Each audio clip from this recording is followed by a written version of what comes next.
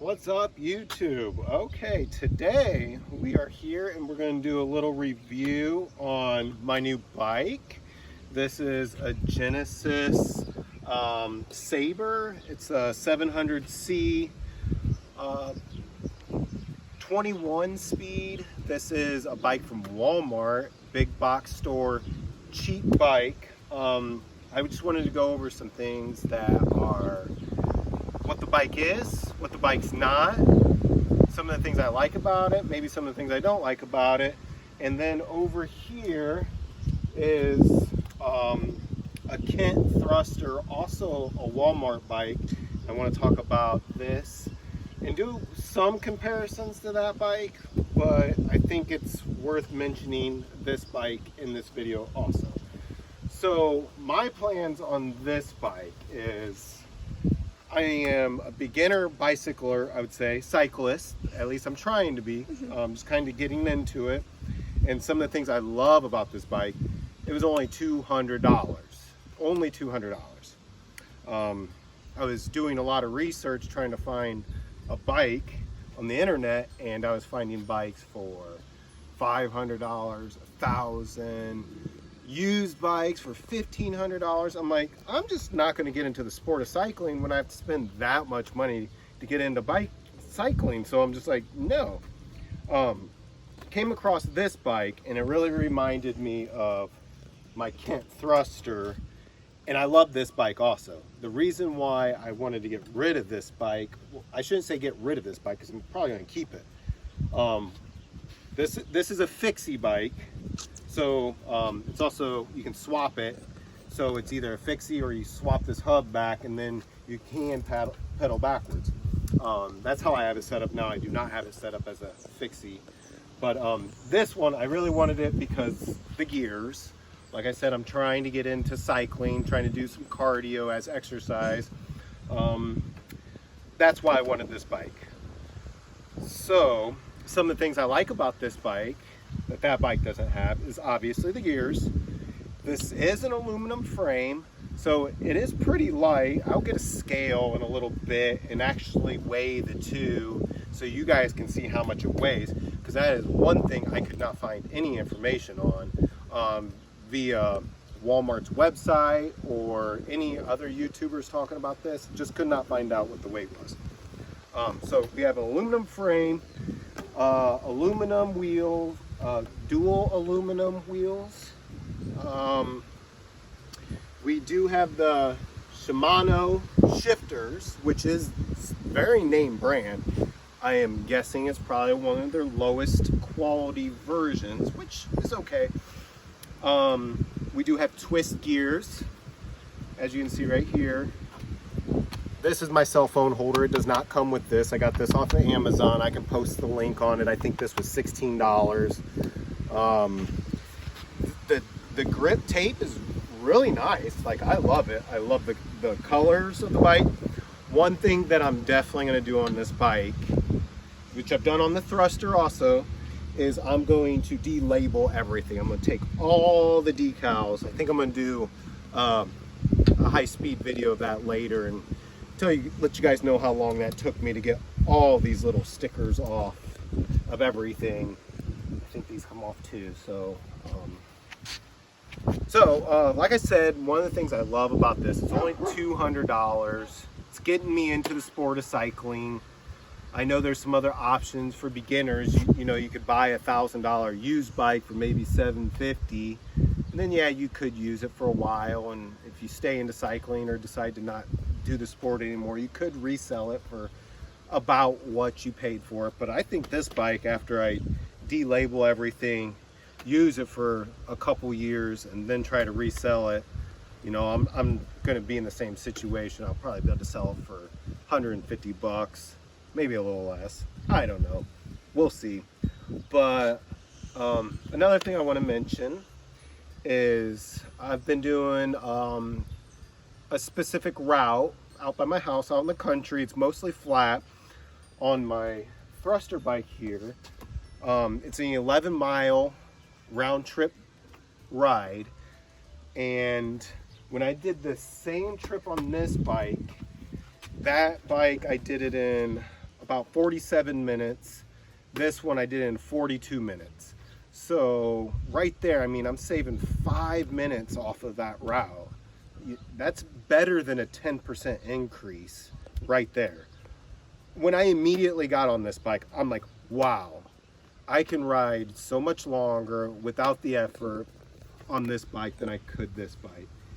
And that's what I was looking for when I bought this one. This bike here, also I have a trailer that I pull my younger children with. That's what this guy is. It's the hub to get the trailer connected. I'm actually probably gonna take the hub, put it on that bike so I can still do that if I want. But it's gonna be so much easier on this because then I'm gonna be able to downshift into gears and I'm not stuck with this one single gear on that one. So I'm looking forward to that. Some of the additional features that I wasn't really expecting with this bike when I first got it was, you know, it already comes standard with a water bottle holder. I just love the way it looks also. The seats I think are basically the same. This one's a lot more broken in, so it's pretty soft. My butt feels really nice on this one. Right now, this one's still pretty hard, but I have a feeling after a couple more hours on this bike, it's gonna get broken in nicely. I don't have a problem with either seat. Some of the things this bike has that are not upgrades are, you know, just the standard brakes here. We don't have the disc brakes down there. Working on the aluminum rims, which may not be super ideal. Stopping is not fantastic. Hopefully I don't have too many emergency stops where I have to stop quickly. That's definitely one of the downfalls on this compared to like a really expensive carbon fiber bike. But like these have painted rims, which I'm pretty sure are even worse for braking. But I think this was a $100 bike. Like I said, this one was $200, so you are paying more, but for what I'm looking for, I think this is gonna suit me very nicely. And I didn't have to spend $500 because, or $1,000 or $3,000, you know. If that was the case, I wouldn't be getting into cycling right now at all. So,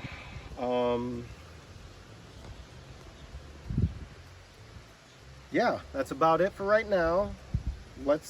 Another thing I wanted to talk about was when you're purchasing this, like I said, I got it from Walmart.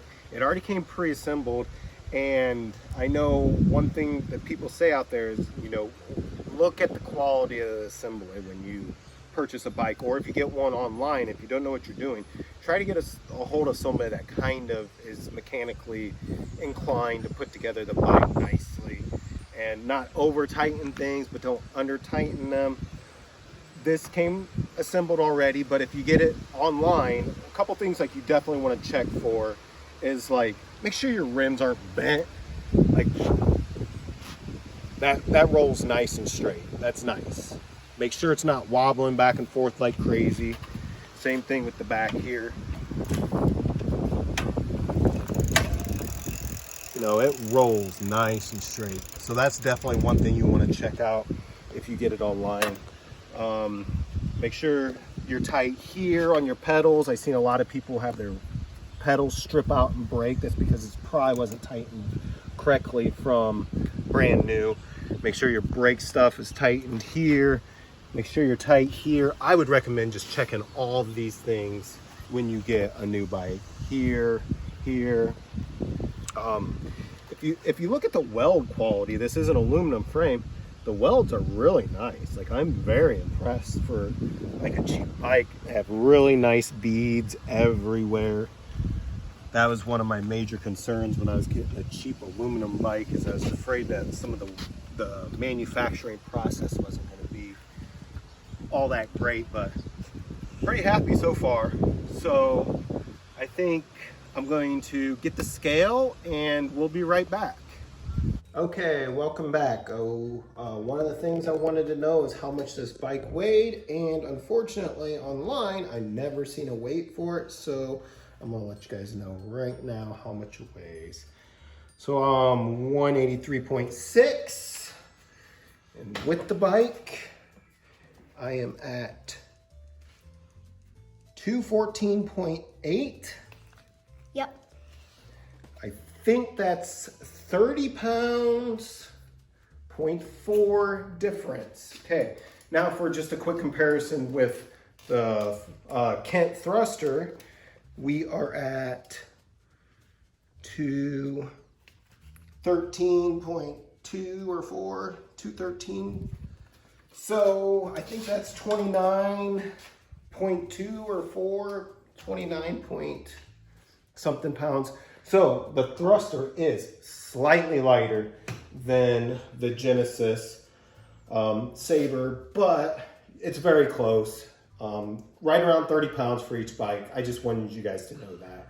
So next, I think I'm gonna get into removing all these decals and showing you what it looks like all stripped down without all these, in my opinion, not great looking graphics and logos, and I just really like the stripped down, no logo look. So most of it should come off. I don't think all this stuff's gonna come off, but that's okay. But I think everything on this frame will easily be able to come off. I just plan on using a heat gun, warming it up a little bit, and then peeling it off. Any leftover residue, I'm gonna pull off with some Goo Gone and get her all cleaned up, and we'll talk to you later after that. All right, thanks. Okay, hi guys, welcome back. So I'm gonna start the process of removing all these decals and stickers. I got a nice little Harbor Freight cheap heat gun.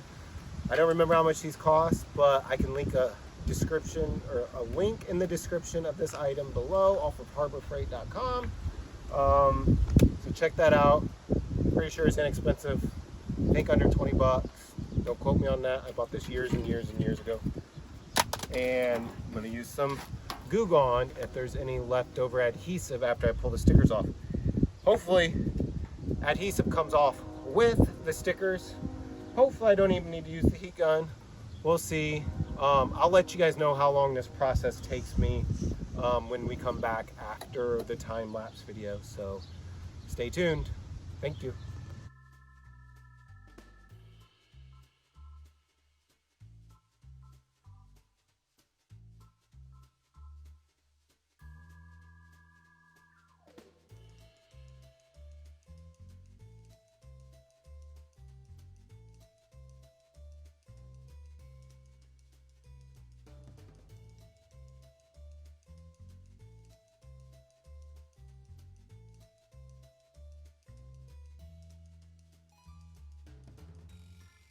Okay, hi guys, welcome back. I just wanted to let you know we have not used the heat gun at all yet. Every sticker came off super easy.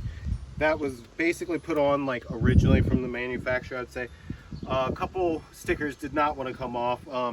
You can see these. Well, you got the big adhesive emblem here in the front.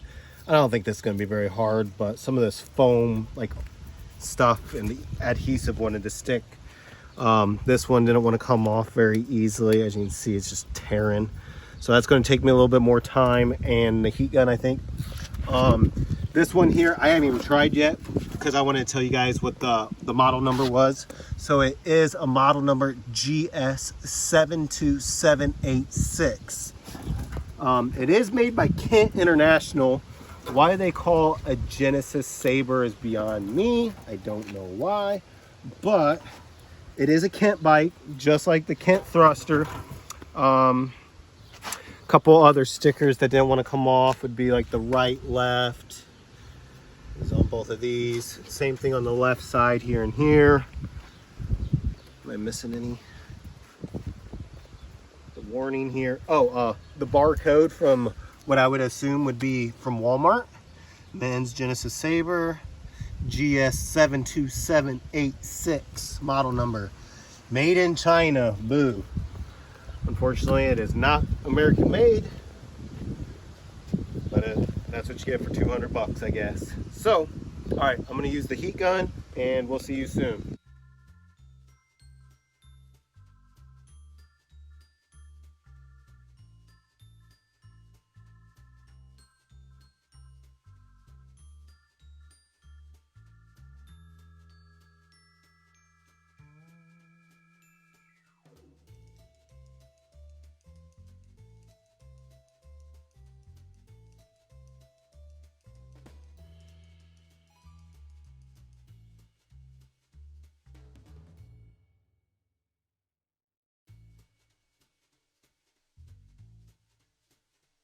Okay guys, everything's been removed. All the decals, every sticker is now removed. That took us seriously like 15 minutes. That's it. I only had a couple that were even at all a challenge. There was one here and a barcode here from Walmart that wanted to stick a little bit. The front emblem, it had like that 3M tape stuff, that foamy adhesive stuff. That came off real nicely. Overall, I personally think the bike is beautiful. I love the white, the black, got black here, the red grip tape. In my opinion, it's a great looking bike. It's fairly aerodynamic, which is good for a road bike. Only 200 bucks, guys. Only 200 bucks. I wanted to mention one more thing. If you're purchasing this from a store, check out these brake cables right here. Make sure these are tight and they're adjusted well. This is tight. This is tight. You don't want this all frayed up and nasty and broken. If it is, if something like that is wrong, talk to the store manager. Because if it's broken, if something's severely damaged right there, I bet you could get a heavy discount, because they don't want to keep that thing on the shelf when there's something severely damaged like that. It is only 200 bucks. You're not going to get the best components. Like I said, we do have this really nice name brand gear set here. It's right at 30 pounds. It's an aluminum frame. You know, I added the cell phone holder. I might add a light here also, a headlight.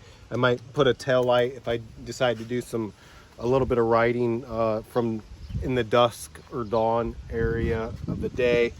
One thing I don't like is there's one part of one of my main trips where I actually go over an interstate. So when I go up the hill, the gear set's really nice for that. I can get really low if I want to, and I can get up that hill pretty easy. The gear shifters are actually very good. When I click it one time, it goes only once, twice. That is very good. I'm very surprised, because I thought I was going to have some issues with it maybe being in a half of a gear or something like that. The front shifters here come in and out of gear really nicely. I pretty much always stay at the highest level here. One thing I wanted to mention, when I go down that hill, I don't know the degree of downhill, but I get going pretty fast, and honestly I get up to the highest gear, and I wish there was a little bit more gear there on the bike, because I could use it. I get up to pedaling as fast as I pretty much can on that downhill. But for me, that's only a little bit. I live out here in the country where it's corns and bean fields everywhere. There's not many hills, definitely no mountains. So for me, this works great. But if you're in a really hilly area or mountainy area, a more expensive bike might have a higher gear set ratio for you. But for me, it's not a big deal. We don't have fixed pedals. I've never used them before. If I continue cycling next year, maybe I'll think about upgrading to something like that. This kickstand, which I really like for the fact that it has one. I like it. I know if I wanted to shave a little weight off of here, I could get rid of that. But for me right now, I like it, but it's a tad short. I wish it was a little longer. I might be able to adjust it a little bit, maybe put a little shim here that'd push it this way a little bit, hold my bike up a little bit. But I feel like, especially my phone on here, just that little added weight makes my bike want to tip over. Hasn't happened yet, but I think it may happen. Once again, Kent Thruster, cheap $100 bike. I've loved this for many years. I bought this in 2013 or 14, so it's 7-8 years old. 6, 7, 8 years old. I love this bike. I love the way it looks. I kind of wish it didn't have red tires, but for me it wasn't a big deal. I heard these tires weren't very good either. Like they don't roll very nicely, which that might be the case, which it might be the case with these two, that they might not roll the greatest. But for me, it's not a big deal right now because I am a beginner. One of my first upgrades might be the tires, because I think getting a nice tire set could possibly make my job a little easier when cycling. So 200 bucks got me into the sport so far. I've really enjoyed it. I've already done, 22, 25 miles on this, and I've enjoyed it immensely. I think you guys should check this out. If you're new to biking, go for it. That's what I think. Just go for it. Get out there, get some exercise in, and thanks, guys.